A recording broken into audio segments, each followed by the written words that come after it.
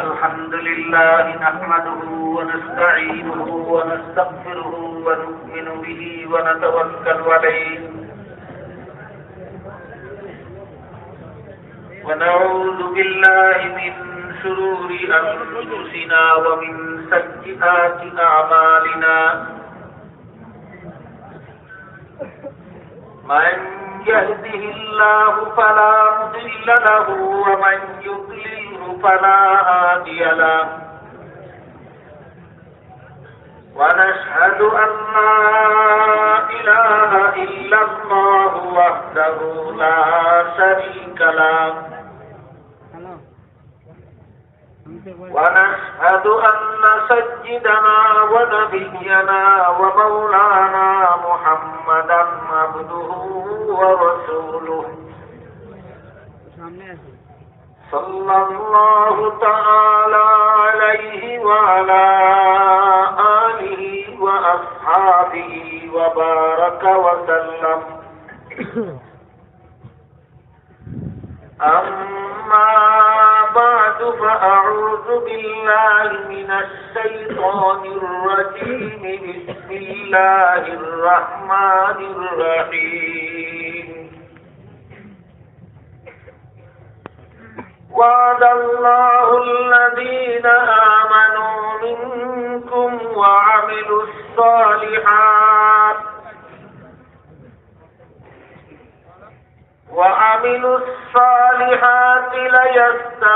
ليستخلفنهم في الأرض كما استخلف الذين من قبلهم وليمكنن لهم دينهم الذي ارتضى لهم وليبدلنهم من بعد خوفهم أمنا يعبدونني لا يشركون بي شيئا ومن كفر بعد ذلك فأولئك هم الفاسقون وقال رسول الله صلى الله عليه وسلم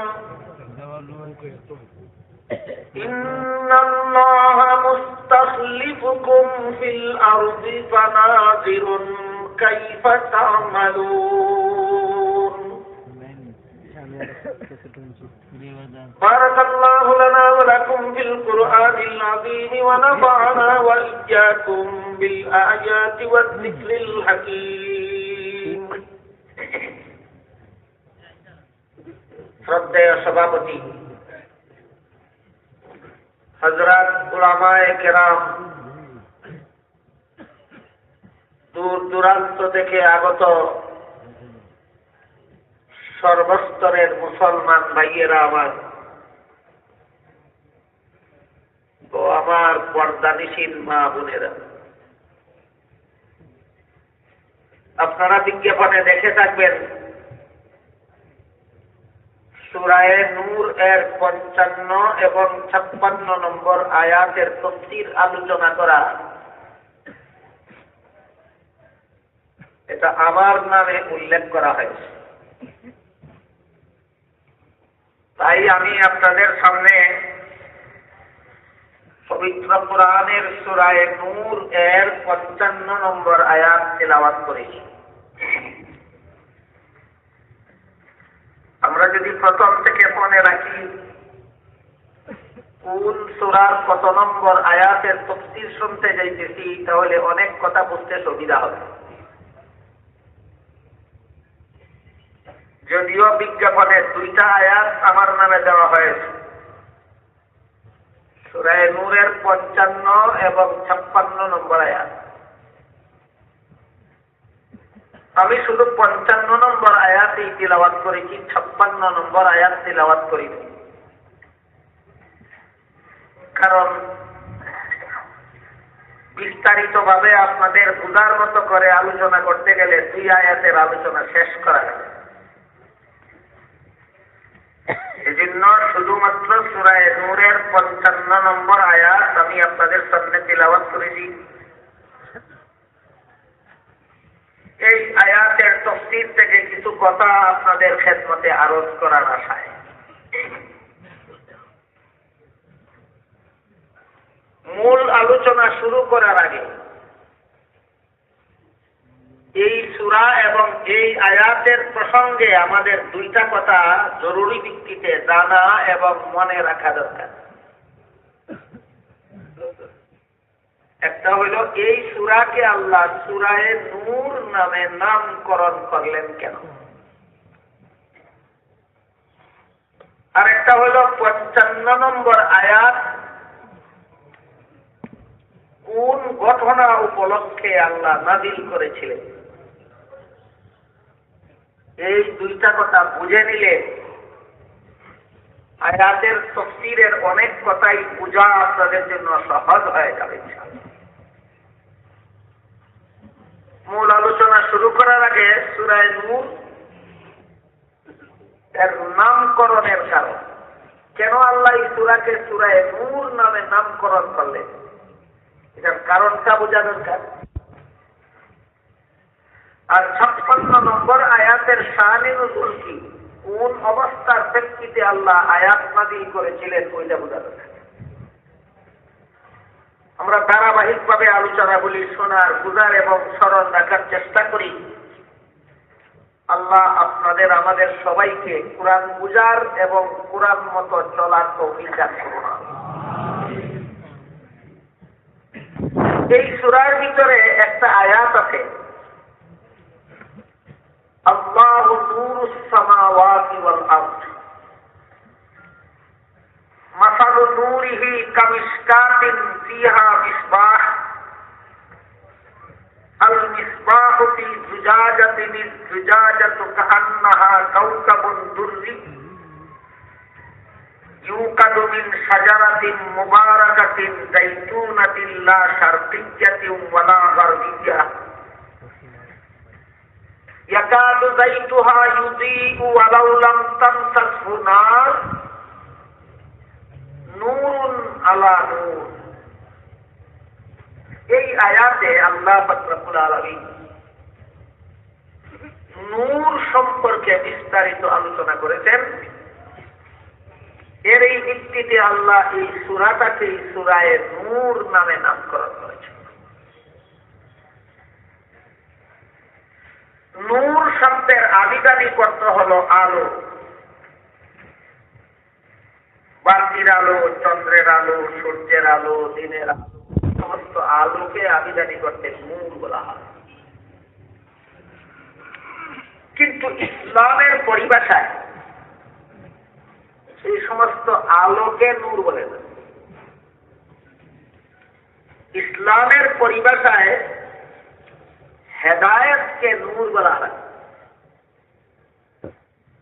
আবিধানিক অর্থে নূর অর্থ আলো, আর ইসলামী পরিভাষায় নূর অর্থ হেদায়েত। নূর অর্থ হেদায়েত। সূরা নূরের যে আয়াতের ভিত্তিতে আল্লাহ সূরাকে সূরা নূর নামে নামকরণ করেছেন, এই ভিডিওর মধ্যে ধাক্কা মারি রাখি দিয়েছি যে সুরা হইয়া বোঝা যায় না, বুঝাও এখন তখন বলতে হয় যে ওটাও কেনি ওটা আইলে ভিডিওর মধ্যে ধাক্কা মারি ধরি রাখি, ভিডিওর মধ্যে ধাক্কা মারি ধরি রাখি, আমি সুরা হতে পারি না, দেখি না সত্যই।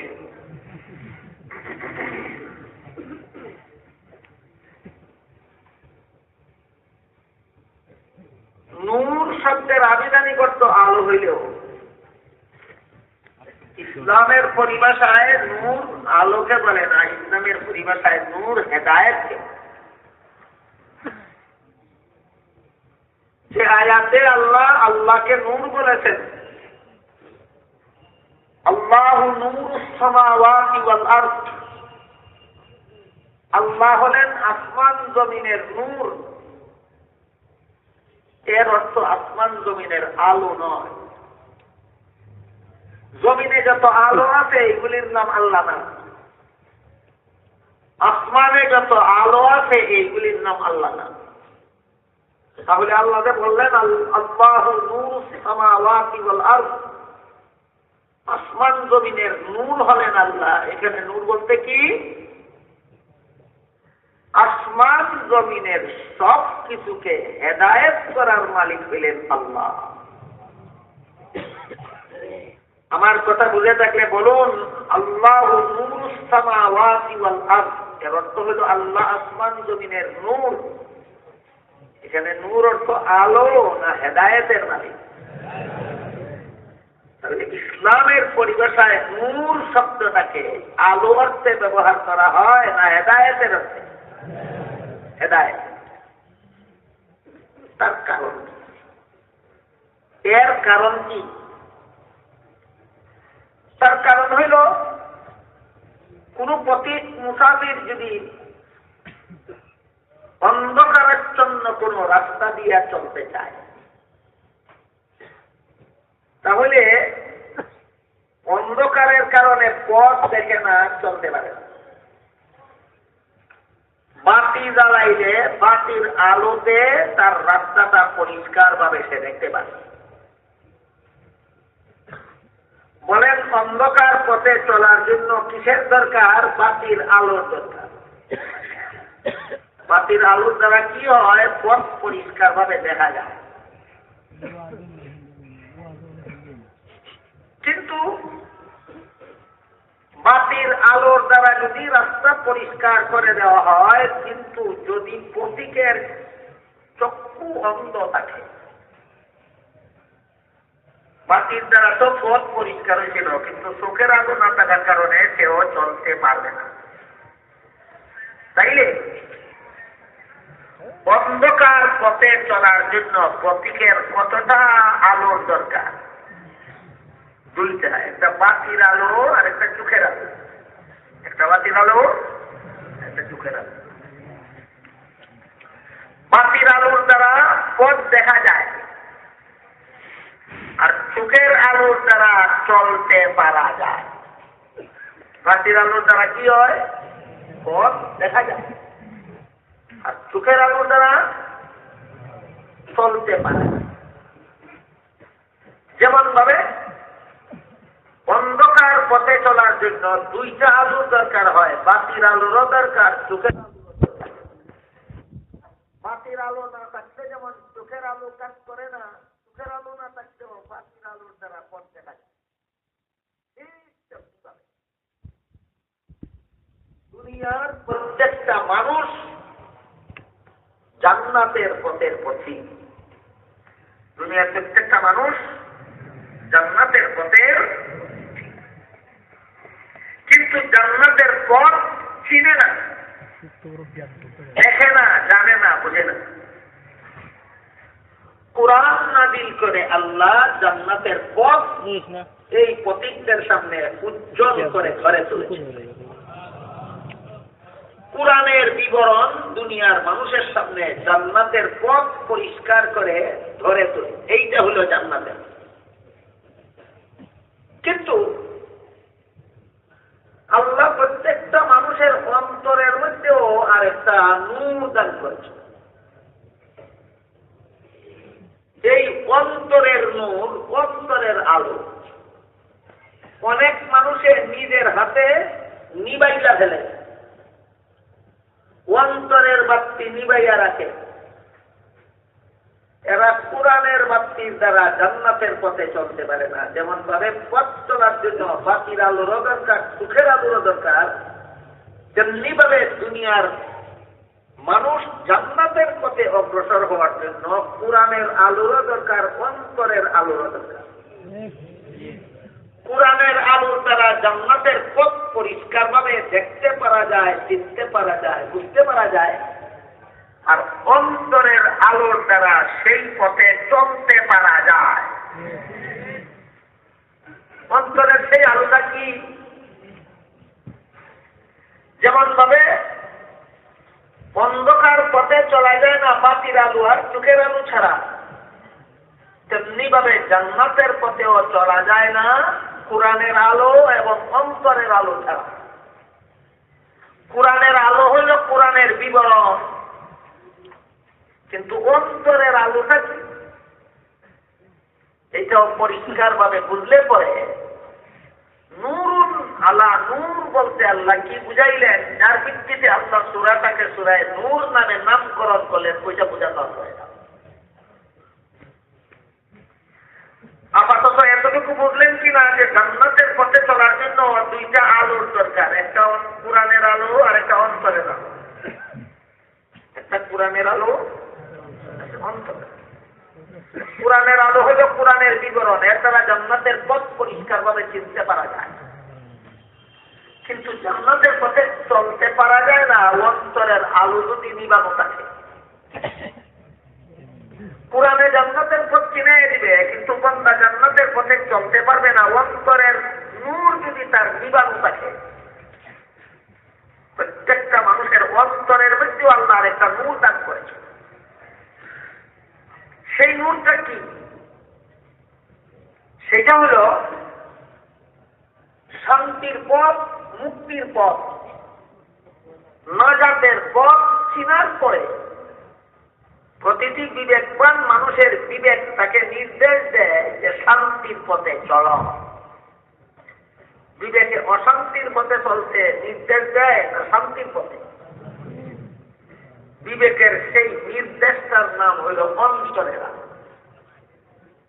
অনেক মানুষ নিজের বিবেকের নির্দেশ মতে চলে না, শান্তির পথ চিনার পরেও সেই পথে চলে না, অশান্তির পথ জানার পরেও সেই পথ ছাড়ে না। এর মানে হল বিবেকের নির্দেশ মানে না। অন্তরের বাতিটা সে নিজের হাতে নিবাইয়া ফেলছে। তারে সারা জীবন পর কোরআনের নূর বুঝাইবেন, কোরআনের বিবরণের দ্বারা জান্নাতের পথ চিনাইবেন, কিন্তু সে সেই পথে চলতে পারবে না। কাজেই দুনিয়ার মানুষের জন্য জান্নাতের পথে চলার জন্য কতটা নূরের দরকার? দুইটা, একটা কোরআনের নূর, একটা অন্তরের নূর। একটা কোরআনের নূর, কোরআনের নূর মানে কোরআনের বিবরণ, আর অন্তরের নূর মানে কোরআনের পথে চলার ইচ্ছা। অন্তরের নূর মানে কোরআনের পথে চলার ইচ্ছা। দুইটা নূর যার মধ্যে একত্র হবে, আল্লাহ বলেন নূরুন আলা নূর, এই দুই নূর একত্র হবে যার মধ্যে, একমাত্র হেদায়েত তার নসিব হবে। হেদায়েত একমাত্র তার নসিব। কোরআন বুঝলেই হেদায়েত না অন্তরে কোরআন মতো চলার ইচ্ছা থাকতে হয়। কোরআন মতে চলার ইচ্ছা অন্তরে থাকলেও কোরআন না বুঝলে পারবে? তাইলে কতটা নূরের দরকার? হেদায়েতের জন্য দুইটা নূরের দরকার। একটা কোরআনের বিবরণ, এটাকে কোরআনের নূর বলা হয়, আর একটা নিজে কোরআনের পথে চলার ইচ্ছা, এটাকে অন্তরের নূর বলা হয়। এই দুই নূর যার মধ্যে একত্র হয়, একমাত্র তার নসিবে হয় হেদায়েত। যার মধ্যে দুইটা নূর একত্র হয় না, হেদায়েত তার নসিব হয় না।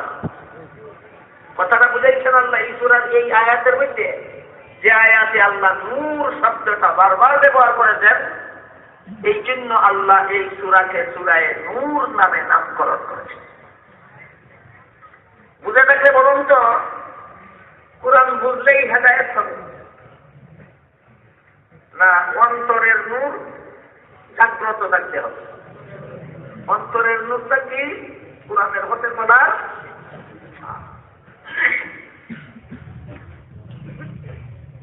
আল্লাহ পাক রব্বুল আলামিন বিষয়টা বুঝাইয়া অন্য এক আয়াতে বলেন, মান ইউরিদিল্লাহু বিহি আন ইয়াহদিয়াহু ইয়াশরাহ সাদরাহু লিল ইসলাম। আল্লাহ যাকে হেদায়েত করতে চান তার অন্তরকে ইসলামের জন্য খুলে দেন। আল্লাহ যারা হেদায়েত করতে চান তার অন্তরকে ইসলামের জন্য খুলিয়া দেন। সাহাবায়ে কেরাম রাসূল করিম সাল্লাল্লাহু আলাইহি ওয়াসাল্লামের কাছে জিজ্ঞাসা করলেন, কোন মানুষের অন্তরকে ইসলামের জন্য খুলিয়া দেওয়ার ব্যাখ্যা কি? আল্লাহ যে বললেন আল্লাহ যাকে হেদায়েত করতে চান তার অন্তরকে ইসলামের জন্য খুলিয়া দেন, একটা মানুষের অন্তরকে ইসলামের জন্য খুলিয়া দেওয়া বলতে কি বোঝায়? জবাবে রাসূল করিম সাল্লাল্লাহু আলাইহি ওয়াসাল্লাম বলেন, আল্লাহ যে বলেছেন, আল্লাহ যাকে হেদায়েত করতে চান তার অন্তরকে ইসলামের জন্য খুলে দেন। এই খুলে দেওয়ার ব্যাখ্যা হইল আল্লাহ তার অন্তরে একটা নূর দান করে। কোন মানুষকে আল্লাহ হেদায়েত করতে চাইলে তার অন্তরকে ইসলামের জন্য খুলিয়া দেন। কথার ব্যাখ্যা হইল তার অন্তরে একটা নূর দান করে। সাহাবায়ে কেরাম আবার জিজ্ঞেস করলেন আল্লাহ রাসূল, কোন মানুষের অন্তরে আল্লাহ হেদায়েতের নূর দান করলেন কি না, এটা বোঝার উপায়। জবাবে রাসূল করিম সাল্লাল্লাহু আলাইহি ওয়াসাল্লাম বলেন, যার অন্তরে আল্লাহ হেদায়েতের নূর দান করেছেন তার মধ্যে তিনটা আলামত পাওয়া যায়। তিন আলামত পাইলেই বোঝা যাইব যে এই মানুষটার অন্তরে আল্লাহ হেদায়েতের নূর দান করেছে। তিনটা আলামত, তিনটা লক্ষণ যার মধ্যে পাওয়া যাবে না, প্রমাণ হয়ে যাবে আল্লাহ তার অন্তরে হেদায়েতের নূর দান করেন নাই। যতই কুরআন শুনুক, যতই কুরআন বুঝুক, নূর একটা আছে, দুই নূর একত্র হইছে না, সে কোনোদিন হেদায়েত পাবে না।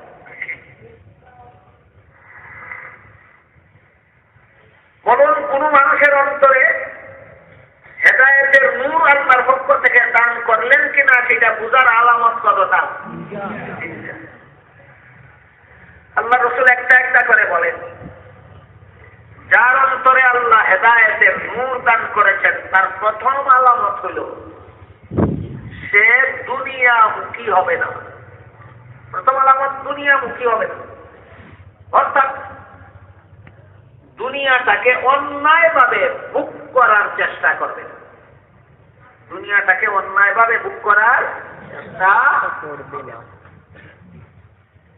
যারা চুরি করে, যারা ডাকাতি করে, যারা সুদ খায়, যারা ঘুষ খায়, যারা মদ খায়, যারা গাঁজা খায়, যারা মানুষ ঠগায়, যারা খরিদ্দারকে ওজনে মাল কম দেয়, যারা দুঃখাবাজি করিয়া মানুষের সম্পদ গ্রাস করে, এটা কি দুনিয়া উপভোগ করার চেষ্টা নয়? ন্যায় ভাবে না অন্যায় ভাবে? তাহলে এই মানুষটা কি দুনিয়ামুখী হইল না? তাহলে একটা মানুষ দুনিয়ামুখী কেমনে হয়? দুনিয়াটাকে অন্যায়ভাবে ভোগ করার চেষ্টা করলেই প্রমাণ হইল মানুষটা দুনিয়ামুখী। তার অন্তরে যে আল্লাহ হেদায়েতের নূর দান করছেন না, প্রমাণ হইয়া গেল সে দুনিয়ামুখী। রাসূল বলেন, যার অন্তরে আল্লাহ হেদায়েতের নূর দান করেছেন সে দুনিয়ামুখী হবে না, দুনিয়াটাকে অন্যায়ভাবে ভোগ করার চেষ্টা করে। এক নম্বর আলামত। দুই নম্বর আলামত, রাসূল বলেন যেই মানুষটার অন্তরে আল্লাহ হেদায়েতের নূর দান করেছেন এই মানুষটা পরকালমুখী হবে। প্রথম আলামত হল দুনিয়ামুখী হবে না, আর দ্বিতীয় আলামত হল পরকালমুখী হবে। পরকালমুখী হবে কথার ব্যাখ্যা, যত কাজের ফল পাওয়া যায় পরকালে তত কাজ নিয়ে জীবন ভর ব্যস্ত থাকবে। যত কাজের ফল পাওয়া যায় পরকালে তত কাজ নিয়ে সারা জীবন। মানুষটা দুনিয়ামুখী না আখিরাত? কিসের আলামত? আল্লাহ তার অন্তরে হেদায়েতের নূর দান করেছেন, এর আলামত। বিষয়টা কিছু কঠিন হইলেও আমি চেষ্টা করতেছি আপনাদেরকে সহজ করে বুঝাবার, কিন্তু যতটুকু কঠিন তার চেয়ে বহু গুণ বেশি গুরুত্বপূর্ণ। তিন আলামত বুঝলে যারা যারা তফসির শুনতেছেন প্রত্যেকেই মনে মনে টের পাইবেন যে আল্লাহ আপনার অন্তরে হেদায়েতের নূর দান করলো কিনা, আপনাদের মধ্যে দুই নূর একত্র হইল কিনা, কোরআনের হেদায়েত আপনার নসিবে আছে কিনা, এইগুলি বুঝতে হইলে এই কথাগুলি বুঝতে হবে।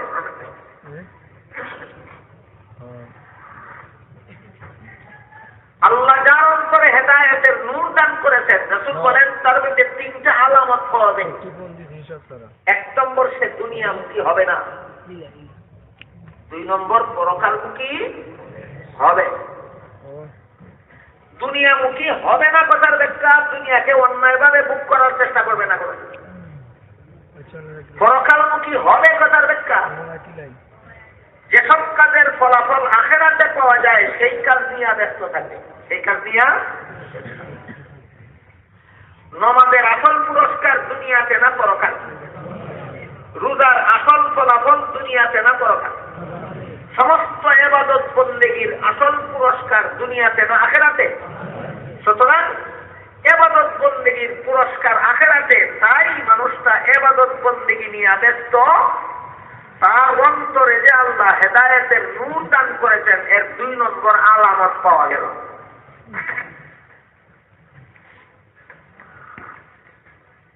3 নম্বর আলামত, আল্লাহ রাসূল বলেন যার অন্তরে আল্লাহ হেদায়েতের নূর দান করেছেন সে 12 মরণের জন্য তৈরি হবে। রাসূল বলেছেন মরণের জন্য, কিন্তু হাদিসের ব্যাখ্যার দ্বারা প্রমাণিত 12 মরণের জন্য তৈরি হবে। কাজেই প্রশ্ন জাগে 12 মরণ কোনটা আর খারাপ মরণ কোনটা? রাসূল বলেন মানুষের মরণ 2 প্রকার। এক প্রকার মানুষের মরণকালে যে ফেরেশতা তার জান বাইর করতে আসে, ওই ফেরেশতা তারে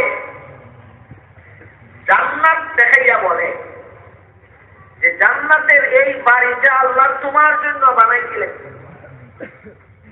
জান্নাতের এই বাড়িটা কেনার জন্য তোমাকে দুনিয়াতে পাঠাইছিলেন, কিন্তু তুমি দুনিয়ার লোভে পড়িয়া জান্নাত, তোমার নামের জান্নাত অর্জন করা তুমি ভুলিয়া গেছো। এই কারণে এই দেখো জান্নাত তোমার জন্য বানানো হয়েছিল, কিন্তু এই জান্নাত তুমি আর কোনোদিন পাবে না। তারপরে তারে জাহান্নাম দেখাইয়া আজরাইল ফেরেশতায় কয় তুমি সারা জীবনে এই জাহান্নাম খরিদ করছো, আজকে আল্লাহ আমাকে পাঠাইছেন তোমাকে তোমার খরিদা জাহান্নামের পথে নিয়ে যাওয়ার জন্য। এই কথা কইয়া আজরাইলে তার জান যে বাইর করে, বালা মরণ হইল না খারাপ মরণ। এইরকম মরণ কি আপনারা চান? তাহলে ভালো মরণ কারে কয় ওইটা তো চিনার দরকার, সবার দরকার।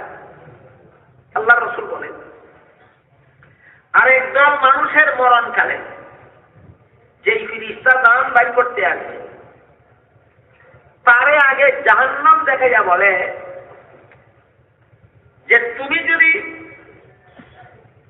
জান্নাতে যাওয়ার মতো কাজ সারা জীবনে না করতে তাহলে আজকে আমরা তোমাকে এই জাহান্নামে পৌঁছাইয়া দিলাম, কিন্তু তুমি জাহান্নামে যাওয়ার মতো কাজ করো নাই, তুমি সারা জীবন ভর জান্নাতে যাওয়ার মতো কাজ করেছো। এই জন্য এই জান্নাত তারে দেখাইয়া বলবেন এই জান্নাত আল্লাহ তোমার জন্যই বানাইছেন, এটা কেনার জন্যই তোমাকে দুনিয়াতে বানাইছেন। সারা জীবনের ঈমান এবং আমলের বিনিময়ে তুমি এই জান্নাতের খরিদ্দার হইয়া গেছো, তোমার খরিদা জান্নাতের পথে তোমাকে নিয়ে যাওয়ার জন্য আল্লাহ আমাকে বানাইছেন। এই কথা বলে আজরাইল যার জান বাইর করেন তার মরণটা ভালো না। বুঝে থাকলে এবার বলুন মানুষের মরণ কত প্রকার? একটা খারাপ মরণ, একটা ভালো মরণ। খারাপ মরণের জন্য কোনো চেষ্টা লাগে না, ভালো মরণের জন্য চেষ্টা লাগে। কথাটা বোঝার জন্য একটা উদাহরণ দিই শুনেন। আমার মনে হয় আপনারা অনেকেই গ্রামের বাড়িতে কৃষি কাজ করেন, গৃহস্থী করেন। আপনার ক্ষেতে ফসল ফলাইতে হইলে মেহনত করতে হয়। আগাছা ফলাইতে কোনো মেহনত লাগে না, ক্ষেত ফলাইয়া রাখলেই হয়। কি বলে? আগাছা কি ক্ষেত ফলানি লাগে না এমনিই বলে? ফসল এমনিই ফলে না ফলানি লাগে? যেমন ভাবে ক্ষেতের মধ্যে আগাছা ফলাইতে মেহনত লাগে না, এমনি ফলে ঠিক তেমনি ভাবে খারাপ মরণের জন্য কোনো মেহনত লাগে না, এমনি আসে। ক্ষেতে ফসল ফলাইতে হইলে মেহনত করতে হয়, ভালো মরণ পাইতে হইলে জীবন ভর ভালো মরণের জন্য আমল করতে হয়। এটা হইল ভালো মরণের জন্য চেষ্টা চালু রাখা। আল্লাহ রসুল বলেন এটা হইল যার অন্তরে আল্লাহ হেদায়েতের নূর দান করেছেন, তার 3 নম্বর আলামত।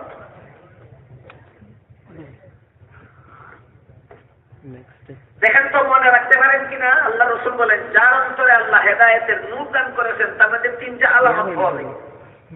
1 নম্বর, সে দুনিয়ামুখী হবে না। 2 নম্বর, সে পরকালমুখী হবে। 3 নম্বর, ভালো মরণের জন্য তৈরি হবে। ভালো মরণের জন্য তৈরি হবে। এই 3 আলামত যার মধ্যে পাওয়া যাবে, তার অন্তরেও নূর আছে, কুরআনেও নূর আছে। তার অন্তরের নূর যখন কুরআনের নূরের সাথে মিলে যাবে, কুরআনের হেদায়েত তার নসিব হয়ে যাবে। কতটা নূর একত্র হইয়া কুরআনের হেদায়েত পাইল? 2টা নূর, একটা অন্তরের নূর আর একটা কুরআনের নূর। বিষয়টা বুঝাইয়া আল্লাহ বলেন নূরুন আলা নূর। এই 2 নূর যার মধ্যে একত্র হবে, আল্লাহ পাক রব্বুল আলামিন তার হেদায়েত নসিব করবেন। বিষয়টা যেহেতু আল্লাহ এই সূরার ভিতরে বুঝাইছেন, এই জন্য সূরার নাম রাখছেন সূরায়ে নূর। এই নূর শব্দ নিয়ে আমাদের সমাজে বিভিন্ন সময়ে বিভিন্ন মূর্খরা তর্ক করে। নূর বুঝে না, জানে না, চিনে না, কিন্তু তর্ক করার জন্য 1 নম্বর। এই কারণে এই সমস্ত মূর্খদের সাথে আপনারা যেন তর্কে জড়িত না হন। আপনাদের নূর সম্পর্কে আরো কিছু কথা পরিষ্কার জানা যাবে। 1, সূরা নূরের 1 আয়াতে আল্লাহ নিজেকে নূর বলেছেন। কোন কোন আয়াতে আল্লাহ কুরআনকেও নূর বলেছেন। কোন কোন আয়াতে আল্লাহ মুহাম্মদুর রাসূলুল্লাহ সাল্লাল্লাহু আলাইহি ওয়াসাল্লামকেও নূর বলেছেন। আল্লাহরেও আল্লাহ নূর কইতেন, কুরআনরেও নূর কইতেন, রাসূলকেও নূর কইতেন। তাফসীরের কিতাবে লেখা যে আয়াতে আল্লাহ নিজেকে বলেছেন আমি নূর, এর মানে হইল আমি হেদায়েত দেওয়ার মালিক। আল্লাহ নূর মানে আল্লাহ হেদায়েত দেওয়ার মালিক। যে আয়াতে আল্লাহ কুরআনকে নূর বলেছেন, এর অর্থ হইল কুরআন হেদায়েতের মালিক নয়, মাধ্যম। কুরআন হইল হেদায়েতের মাধ্যম। আল্লাহ বান্দাকে কুরআনের মাধ্যমে হেদায়েত করেন। ঠিক তেমনি ভাবে যত আয়াতে আল্লাহ রাসূলকে নূর বলেছেন, এর অর্থ হইল রাসূল হেদায়েতের মাধ্যম। আল্লাহ বান্দাদেরকে রাসূলের মাধ্যমে হেদায়েত করে।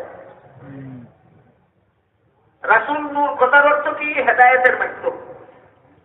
কুরআন নূর কথার অর্থ কি? হেদায়েতের মাধ্যম। আল্লাহ নূর কথার অর্থ কি? হেদায়েতের মালিক। যখন কোন আয়াতে ভাইবেন আল্লাহ আল্লাহ নূর, তখন অর্থ হবে হেদায়েতের মালিক। যখন কোন আয়াতে ভাইবেন কুরআনকে আল্লাহ নূর বলেছেন, তখন অর্থ হবে হেদায়েতের মাধ্যম হইল কুরআন। যখন কোন আয়াতে ভাইবেন রাসূলকে আল্লাহ নূর বলেছেন, তখন এর অর্থ হবে হেদায়েতের মালিক না মাধ্যম। যেমন আল্লাহ পাক রব্বুল আলামিন বলেন ইন্নাকা লা তাহদি মান আহবাবতা ওয়ালাকিন্নাল্লাহা ইয়াহদি মান ইয়াশা। রাসূলের একজন মহব্বতের চাচা ছিলেন আবু তালিব। মুমিন নয়, বেঈমান, কিন্তু রাসূলের মহব্বতের চাচা। বেঈমান হইয়া রাসূলের মহব্বতের ক্ষেত্রে হইল চাচা আবু তালিব সারা জীবন ভর রাসূলের পক্ষ হইয়া রাসূলের শত্রুদের মোকাবেলা করতেন। সারা জীবন ওই রাসূলের পক্ষ হইয়া রাসূলের শত্রুর মোকাবেলা করতেন। এইবার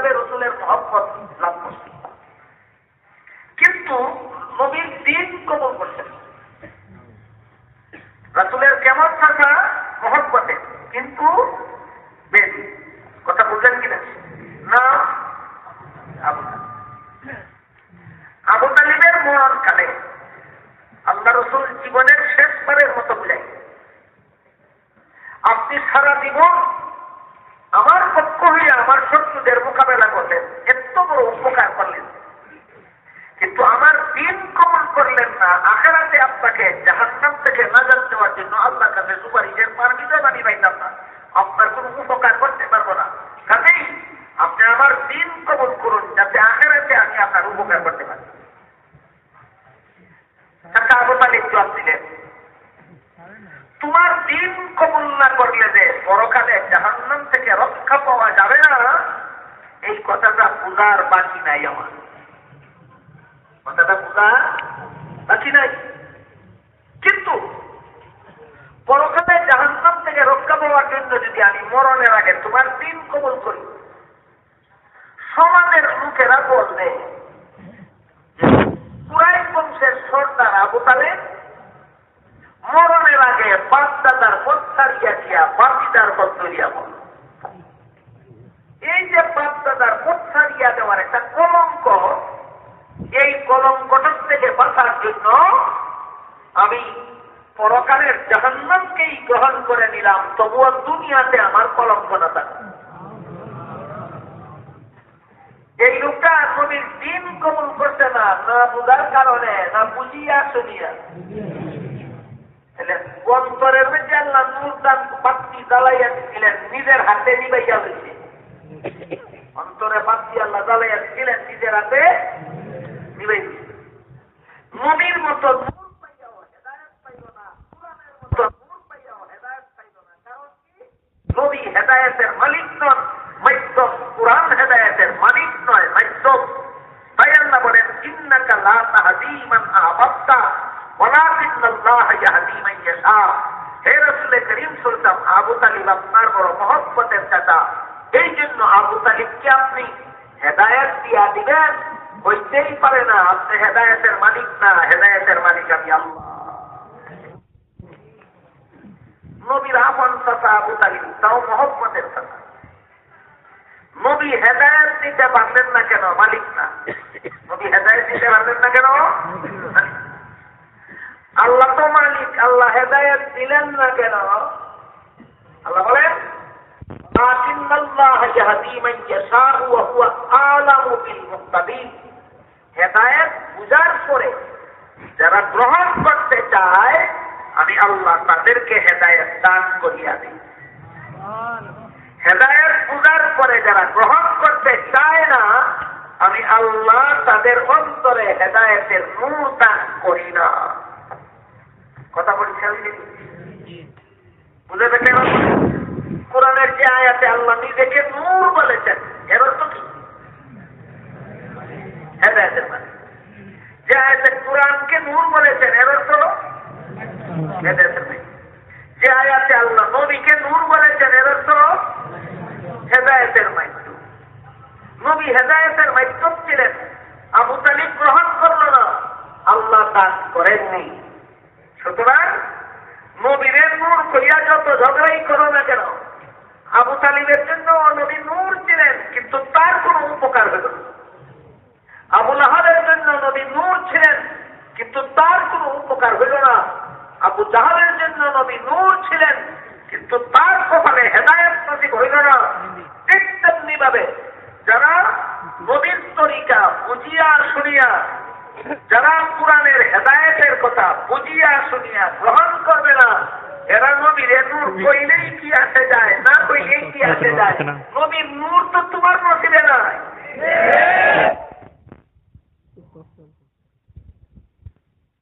কথা বুঝতে পারছেন?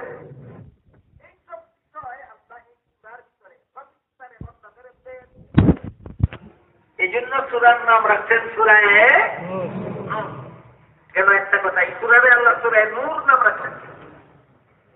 আরেকটা কথা হলো, আমাদের আজকের আলোচ্য আয়াত, এই সূরার কত নম্বর আয়াত? 55 নম্বর আয়াত। এই আয়াতে আয়াতের শানে নজুল, কোন অবস্থার প্রেক্ষিতে আল্লাহ আয়াতটা নাযিল করেছেন, এই অবস্থার প্রেক্ষাপটটা অনেক লোক। আমি অতি সংক্ষেপে আপনাদেরকে বলার চেষ্টা করি। মুসলমান হিসাবে আপনাদের সকলের জানা থাকার কথা যে মহানবী মুহাম্মদুর রাসূলুল্লাহ সাল্লাল্লাহু আলাইহি ওয়াসাল্লাম এক রবিউল আউয়াল মাসে জন্মগ্রহণ করে দুনিয়াতে এসেছিলেন। এক রবিউল আউয়াল মাসে দুনিয়া থেকে বিদায় হয়ে গেছে। দুনিয়াতে আসা এবং দুনিয়া থেকে বিদায় হওয়া, এই দুই রবিউল আউয়ালের মধ্যবর্তী সময়টা ছিল 63 বছর। কতদিন? 63 বছর আগে এক রবিউল আউয়াল মাসে তিনি দুনিয়াতে শুভাগমন করেছিলেন। 63 বছর পরে আবার আরেক রবিউল আউয়াল মাসে তিনি দুনিয়া থেকে বিদায় হয়ে গেছেন। তাহলে এই দুনিয়াতে তিনি জীবনযাপন করেছেন কতদিন? এই 63 বছরের পবিত্র জিন্দেগিটা ভাগে দিব। প্রথম ভাগে রয়েছে নবীর কাছে কুরআন নাযিল শুরু হওয়ার আগের 40 বছর, জন্ম থেকে 40 বছর পর্যন্ত। এর ভিতরে নবীর কাছে আল্লাহর কোন ওহী নাযিল হয়েছে না, কুরআন নাযিল হয়েছে না, আল্লাহর কোন নির্দেশ আসে নাই। দুনিয়ার কোন মানুষকে নবী দ্বীনের দাওয়াত দেন নাই, কলেমার দাওয়াত দেন নাই। এই অবস্থায় গেছে কতদিন? 40। অথচ সমস্ত নবী রাসূলকে আল্লাহ দুনিয়াতে পাঠান একমাত্র দাওয়াত ও তাবলীগের জন্য। কিসের জন্য? বন্দারে আল্লাহর পথে ডাকার নাম হইল দাওয়াত, আর বন্দার কাছে আল্লাহর কথা পৌঁছে দেওয়ার নাম হইল তাবলীগ। এই দাওয়াত ও তাবলীগ হইল সমস্ত নবী রাসূলগণের জীবনের একমাত্র কাজ। সমস্ত নবী রাসূলগণের জীবনের একমাত্র কাজ দাওয়াত ও তাবলীগ। বাংলাদেশে দুই রকমের মাদ্রাসা আছে। এক রকমের মাদ্রাসারে কওমি মাদ্রাসা কয়, আর এক রকমের মাদ্রাসারে সরকারি মাদ্রাসা বা আলিয়া মাদ্রাসা। দুটো মাদ্রাসা আহলে সুন্নাত ওয়াল জামাতের আকীদা বিষয়ের একটা কিতাব পড়ানো হয়। আহলে সুন্নাত ওয়াল জামাতের আকীদার যে কিতাব কওমি মাদ্রাসার পাঠ্য, একই কিতাব আলিয়া মাদ্রাসার পাঠ্য। সুতরাং দুই মাদ্রাসা পড়নেওয়ালাদের আকীদা ভিন্ন না এক? এক। এই কিতাবে লেখা আছে নবী রাসূল কারে কয়, পরিষ্কার ভাষায় লেখা আছে আর রাসূল ইনসানুন বাআসাহু আল্লাহু ইলা ইবাদিহি লিতাবলীগিল আহকাম। নবী রাসূল ওই মানুষকে বলা হয়। অথচ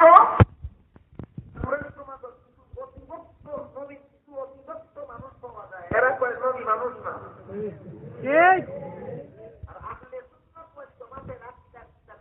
নবী ওই মানুষের নাম, নবী এরকম মানুষের নাম। সব মানুষ এক প্রকারের মানুষ। এরা কারা? আর রাসূল ইনসান, নবী রাসূল ওই সমস্ত মানুষকে বলে বাআসাহুল্লাহু, যাদেরকে আল্লাহ মনোনীত করে পাঠান। নিজে নিজেই চেষ্টা করে নবী হইয়া যান না আল্লাহ নবী বানাইয়া পাঠান? যাদেরকে আল্লাহ মনোনীত করে পাঠান। কেন পাঠান? লিতাবলীগিল আহকাম, আল্লাহর বিধিবিধান বন্দার কাছে তাবলীগ করার জন্য। আল্লাহর বিধিবিধান বন্দার কাছে পৌঁছাইয়া দেওয়ার জন্য, তাবলীগ করার। তাইলে নবী কারে কয়? তাবলীগ করা যার কাজ নয়। কিতাবুল্লাহ নবী রাসূলের একমাত্র কাজ দাওয়াত ও তাবলীগ। নবী রাসূলের একমাত্র কাজ দাওয়াত ও তাবলীগ। মুহাম্মদুর রাসূলুল্লাহ সাল্লাল্লাহু আলাইহি ওয়াসাল্লামের জীবনের একমাত্র কাজ দাওয়াত ও তাবলীগ। কতদিনের জন্য আসলেন দুনিয়ায়? 63 বছর। 40 বছর দাওয়াত ও তাবলীগ ছাড়া। মাত্রই 63 বছরের জন্য আসলেন, 40 বছর দাওয়াত ও তাবলীগ ছাড়া চলে গেল। জীবনের 3 ভাগের প্রায় 2 ভাগ সময় চলে গেল যে কাজের জন্য আসছিলেন সেই কাজ ছাড়া। কথা বুঝলেন? জীবনের এই অংশটা কোন কাজে লাগলো? প্রশ্ন লাগে কিনা? মুফাসসিরিনে কেরাম লেখেন, জীবনের এই অংশটা নবুয়তের দলিল হওয়ার কাজে লাগে। দাওয়াত ও তাবলীগের আগে যে 40 বছর গেল নবীর পবিত্র জিন্দেগীর, এই 40টা বছর হইল নবীর জন্য নবুয়তের দলিল। আর দাওয়াত ও তাবলীগের কাজে যে আরো 23 বছর গেল পবিত্র জিন্দেগীর, এই 23 বছরের জিন্দেগিটা হইল উম্মতের জন্য শরীয়তের দলিল। দাওয়াত ও তাবলীগের আগের 40 বছর নবীর জন্য নবুয়তের দলিল। দাওয়াত ও তাবলীগের মাধ্যমে পরবর্তী 23 বছরের জিন্দেগিটা উম্মতের জন্য শরীয়তের দলিল। কাজেই দীর্ঘ 40 বছরের জিন্দেগির মাধ্যমে যখন সমাজের মানুষের কাছে প্রমাণ হয়ে গেল জিন্দেগিতে কোনদিন মিথ্যা কথা বলেন না, কতদিনের অভিজ্ঞতায় প্রমাণ হচ্ছে? 40 দিনের অভিজ্ঞতা। কিসের আবু জাহাল আর কিসের আবু লাহাব? কিসের আবু তালেব? শত্রু মিত্র নির্বিশেষে সমাজের সর্বরূপ সমস্ত মূর্তি পূজারীরা, সমস্ত মূর্তি পূজারীদের নেতারা এক বাক্যে মুহাম্মদুর রাসূলুল্লাহকে উপাধি দিল আল আমিন।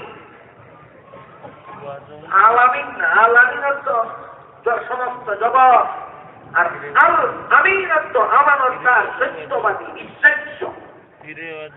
আল আমিন উপাধি দিল না, আল আমিন উপাধি। আল আমিন অর্থ সত্যবাদী। আবু জাহালকে একদিন আবু জাহালের এক বন্ধু একা নিরিবিলি এক ঘরের ভিতরে জিজ্ঞাসা করত, বন্ধু আবু জাহাল, যদি কথা দাও একটা কথা জিজ্ঞাইলে হাসা জবাব গায়েতে তোমার একটা কথা জিজ্ঞাসা। আবু জাহাল কথা দিল, বন্ধু তোমার কথা দিলাম যেটা জিজ্ঞাইবাই জানলে হাসা জবাব দিব। তখন আবু জাহালের বন্ধু আবু জাহালকে জিজ্ঞাসা করলো, মুহাম্মদ যে সমস্ত কথাবার্তা বলে সত্য না মিথ্যা? আবু জাহাল কয়, আল্লাহর কসম, মুহাম্মদ জিন্দেগিতে একটা মিথ্যা কথাও বলে না।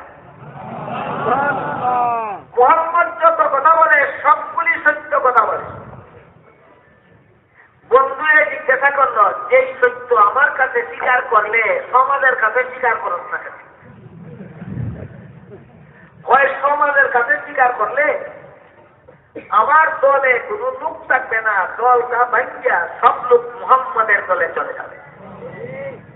কাজে দল ঠিক রাখার জন্য সত্য কথা বুঝি কিন্তু স্বীকার করব না। এমন খাসালতের মানুষ আমার সমাজও আছে, সত্য কিন্তু স্বীকার করে না দল ঠিক রাখার সাথে। এটা আবু জাহালের কথা বলছে।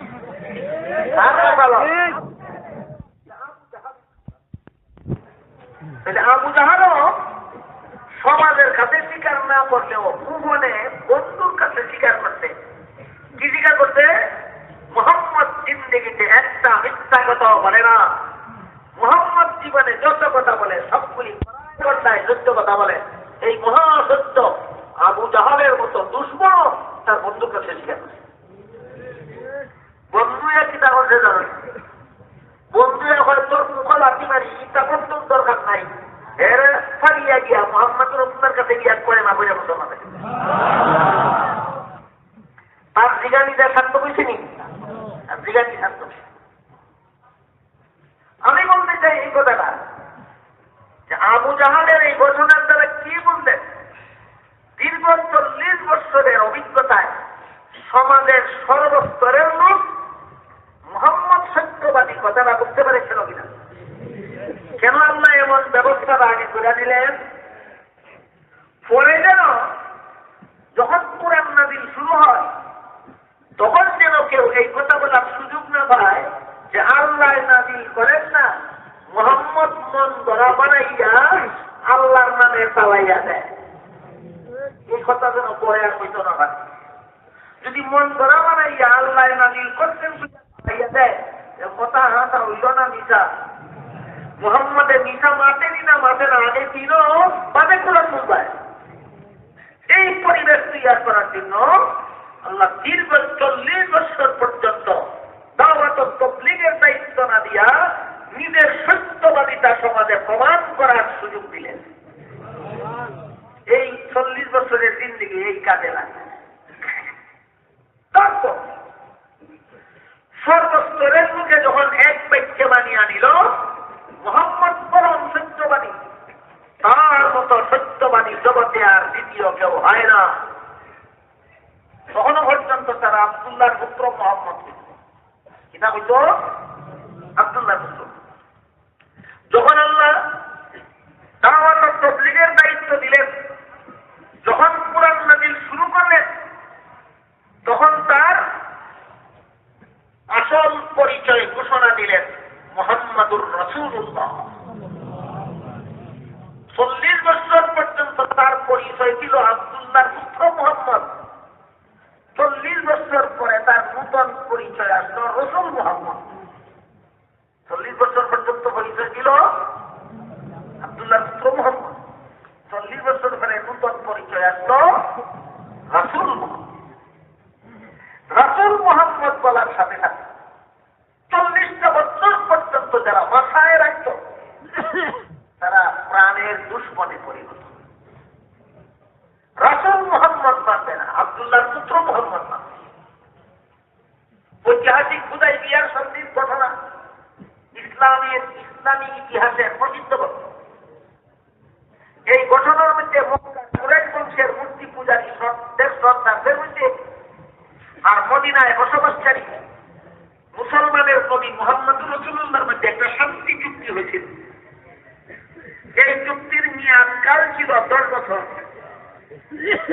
এই চুক্তির মধ্যে উভয় পক্ষের আপোষ মীমাংসায় কতগুলি শর্ত সবাই তারা শেষ পর্যন্ত চুক্তিটা লেখার জন্য হযরত আলী রাদিয়াল্লাহু আনহুর কাছে দায়িত্ব দেওয়া হল।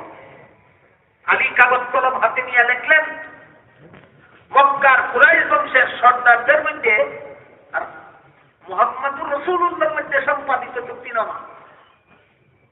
এরা কইল মুহাম্মদুর রাসূলুল্লাহ দেখলে আমরা দস্তখত করতাম না, চুক্তিও করতাম না। বলে কেন? মুহাম্মদুর রাসূলুল্লাহ মানি না বলেই তো তোমরা সাথে এত সম্পর্ক। কাজেই এই কাগজের মধ্যে মুহাম্মদুর রাসূলুল্লাহ লেখা হইল, কি কাগজ দস্তখত করা মানি হইল যে না মুহাম্মদুর রাসূলুল্লাহ মানি দেখি হইতেই পারে না। মুহাম্মদুর রাসূলুল্লাহ মানি না, যেই কাগজে লেখা হবে সেই কাগজে দস্তখত হবে।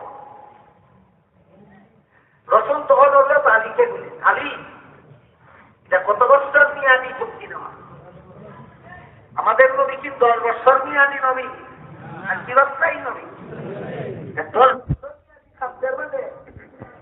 আমার নামে রাসূলুল্লাহ লেখলে ওই কি আসে যায়, না লেখলে কি আসে যায়। তারার কথা মতো দেখিলাম আব্দুল্লাহর পুত্র মুহাম্মদ, তবুও একটা তার সাথে একটা আপোষ মীমাংসা হলেন। আলিয়ে কইলেন, হুজুর আমি মুহাম্মদুর রাসূলুল্লাহ লিখিল, এখন মুহাম্মদ নামটা কি রাসূলুল্লাহ বাদ দিয়া আব্দুল্লাহর পুত্র লিখি দেওয়ার মতো সাহস আমার নাই। রাসূল বলেন, তোমার সাহস না থাকলে কাগজ কলম আমার হাতে দিল। রাসূল আলীর কাছ থেকে কাগজ কলম নিজের হাতে নিয়ে আসেন। আপনারা জানেন মুহাম্মদুর রাসূলুল্লাহ দুনিয়ার কোন উস্তাদের কাছে লেখা শিখেননি, পড়া শিখেননি, কিন্তু এটা ছিল রাসূলের মুজিজা। ঐতিহাসিক হুদায়বিয়ার সন্ধির হেডিং লেখলেন আল্লাহ রাসূল নিজের হাতে, কুরাইশ বংশের সর্দারদের মধ্যে আর আব্দুল্লাহর পুত্র মুহাম্মদের মধ্যে সম্পাদিত চুক্তিনামা। এটাই কি রাসূল সন্তুষ্ট হইয়া দেখেছিলেন, না তারা সাফের মুখে লিখতে বাধ্য করেছে? তাইলে আব্দুল্লাহর পুত্র মুহাম্মদ ভাষাটা মুমিন মুসলমানের নয়, বেদিন কাফিরের। মুসলমানের ভাষা হইল মুহাম্মাদুর রাসূলুল্লাহ। তোমার কথা বুঝলে আপনাদের দেশের কি সন্তান একটি কথা বলতে এখানে বুঝার দরকার। এই লতিফ সিদ্দিকী আমেরিকায় গিয়া কয় আব্দুল্লাহর পুত্র মুহাম্মদের গরিব বংশধরদের পেট পালার ব্যবস্থার জন্য হজের হুকুম দিয়া গেছে। আব্দুল্লাহ মুহাম্মদুর রাসূলুল্লাহ কইছেন আব্দুল্লাহর পুত্র মুহাম্মদ। এটা মুসলমানের ভাষা না কাফিরের ভাষা? এ পেটে পেটে সারা জীবন বড়ই কাফির, কিন্তু অতদিন পেটের ভিতরে কুফরি বাইর করার সাহস পাইছে না। 7 সমুদ্র 13 নদী পাড়ি দিয়া গিয়া আমেরিকার গিয়া এই কুফুরি পেটের ভিতর থেকে বার করিয়া সারা জীবন হইতে মুহাম্মদুর রাসূলুল্লাহ, আর এখন কয় আব্দুল্লাহর পুত্র মুহাম্মদ।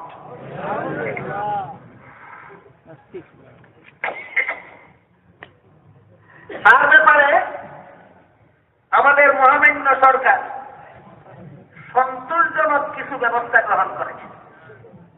1 নম্বর, তার মন্ত্রিত্ব বাতিল করেছেন। এটা আপনারা অসন্তুষ্ট হওয়ার মতো না, সন্তোষজনক।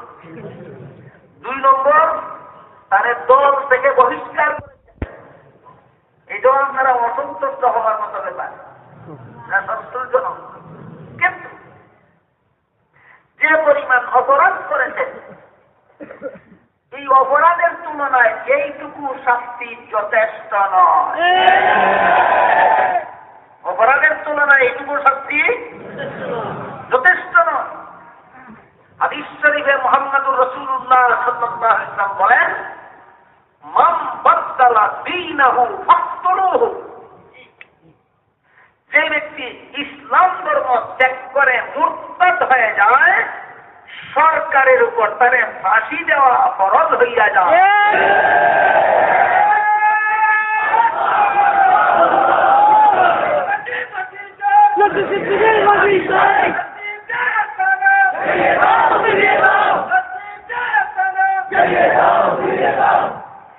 ইসলামের বিরুদ্ধাচরণ করে যে মুরতাদ হয়, আল্লাহ রাসূল বলেন তারে ফাঁসি দেওয়া সরকারের উপর ফরজ হয়। কাজেই দল থেকে বহিষ্কার করলেই ফরজ আদায় হইয়া যায়, মন্ত্রিত্ব ক্যান্সেল করলেই ফরজ আদায় হইয়া যায় না, জনরোষ থেকে বাঁচার ব্যবস্থা হয়। হ্যাঁ, যে ফিট পাতানির ব্যবস্থা দুনিয়াতে ফিট পাতানির ব্যবস্থা, আখিরাতে এই ব্যবস্থার দ্বারা ফিট বাঁচবে না। এই ব্যবস্থার দ্বারা আখিরাতে ফিট বাঁচবে না। যেটুকু ব্যবস্থা সরকার গ্রহণ করেছে দুনিয়াতে ফিট বাঁচার জন্য যথেষ্ট, আখিরাতে ফিট বাঁচার জন্য যথেষ্ট নয়। এই মুরতাদ বেঈমানে সাহাবায়ে কেরামের ভাষা, মুসলমানের ভাষায় মুহাম্মদুর রাসূলুল্লাহ কইতে না, কাফিরের ভাষায় আব্দুল্লাহ পুত্র মুহাম্মদ কইতে। এটা কাফিরের ভাষা, মুসলমানের ভাষা নয়।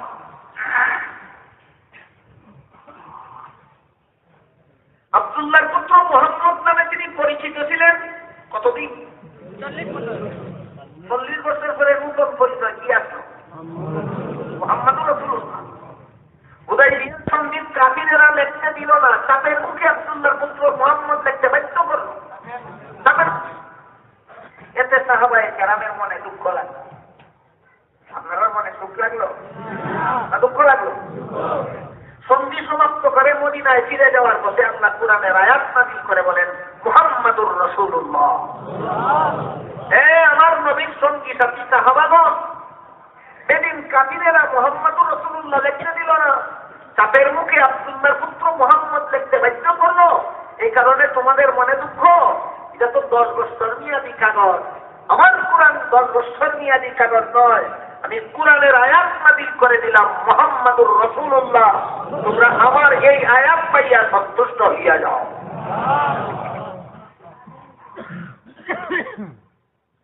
বলুন, এক্ষণের কথা বুঝে থাকলে মুহাম্মাদুর রাসূলুল্লাহ নামে পরিচিত হইলেন কখন থেকে? 40 বছর পর। দাওয়াত ও তাবলীগের কাজ আরম্ভ। দীর্ঘ 40 বছর পর্যন্ত যারা আব্দুল্লাহর পুত্র মুহাম্মদ ডাকতো, এরা মুহাম্মাদুর রাসূলুল্লাহ ডাকতে রাজি না। মুহাম্মাদুর রাসূলুল্লাহ ডাকতে রাজি না।